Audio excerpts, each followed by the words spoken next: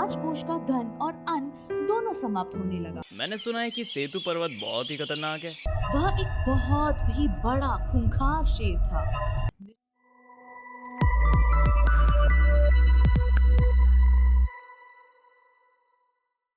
बहुत समय पहले की बात है। सुवर्णनगर नाम के एक राज्य में राजा विक्रम राज करते थे।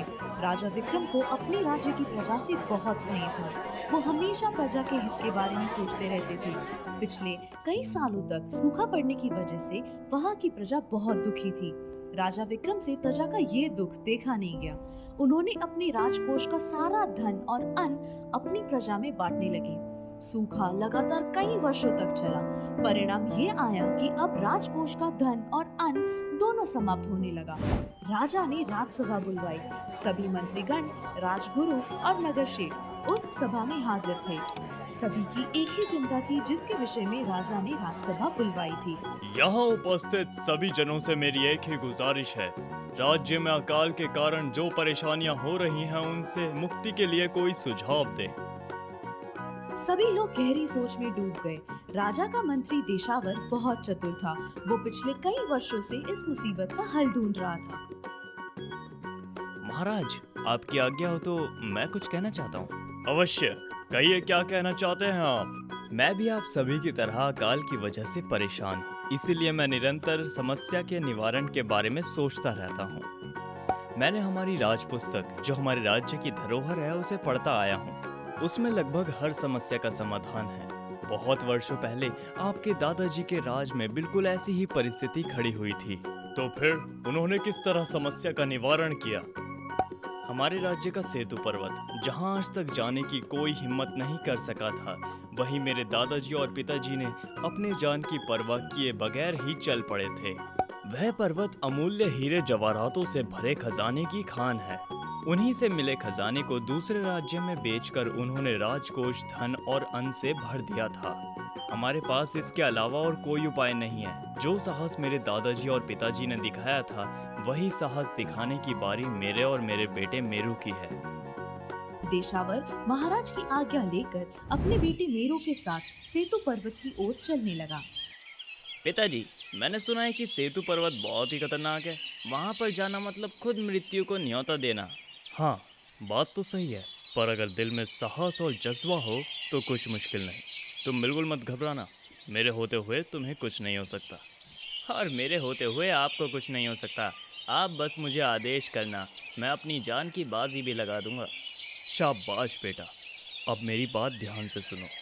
वहाँ पहुँचने के कुल 3 पड़ाव हैं। हर पड़ाव की जानकारी मैं तुम्हें देता जाऊंगा।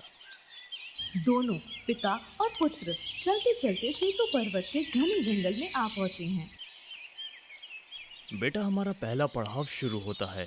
इस घने जंगल में आगे जाते हुए तितलियों का एक वन आता है। वहाँ जो भी जाता है वह मोहित हो जाता है। हमें बिना आसपास देखे बस आगे चलते जाना है। अगर हम एक क्षण भी रुके तो हम भी बाकियों की तरह तितलियां बन जाएंगे। समझ गया पिताजी। आगे जाके सुंदर तितलियों का वन आता है। वह किसी भी मंत्र मुक्त करने वाली जगह है। पर दोनों पिता और पुत्र आसपास का नजारा देखे बिना आगे बढ़ते रहते हैं और तितलियों का वन पार कर लेते हैं। अगर ऐसे ही हम अपनी नज़र सिर्फ हमारे लक्ष्य पर रखेंगे तो मंजिल दूर नहीं। अब अगला पड़ाव है एक झरना। वो झरना दानवी जादू वाला है।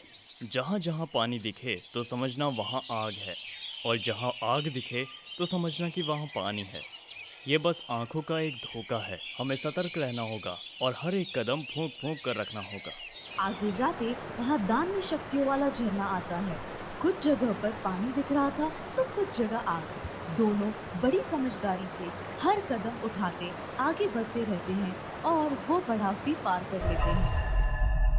बेटा, यह आखिरी और सबसे मुश्किल पड़ाव है। ये जो गुफा नजर आ रही है, वहाँ एक खूंखार शेर उस खजाने की रक्षा करता है। हमें किसी तरह उस शेर पर काबू करके खजाना हासिल करना होगा।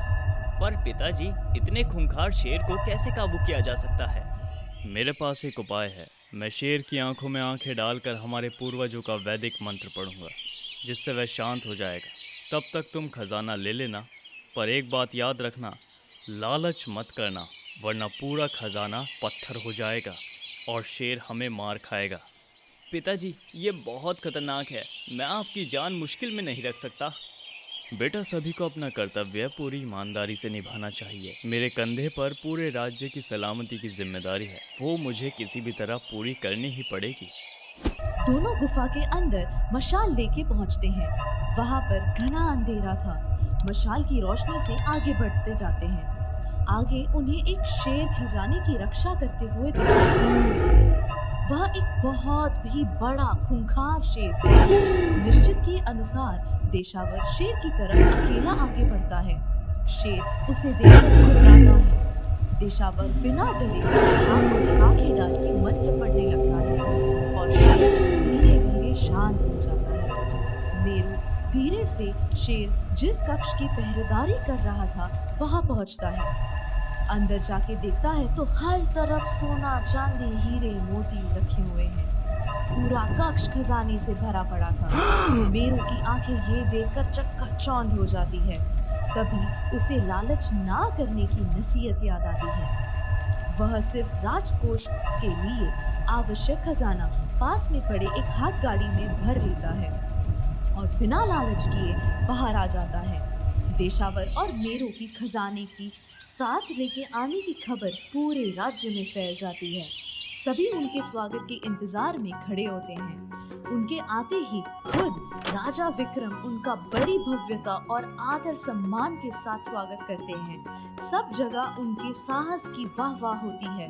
खजाने का आधा हिस्सा राजकोष में सुरक्षित रख दिया जाता है और बाकी के हिस्सों को दूसरे राज्य में बेचकर अन्न का बंदोबस्त किया जाता है। सुवर्ण नगर फिर से सही मायनों में सुवर्ण नगर बन जाता है।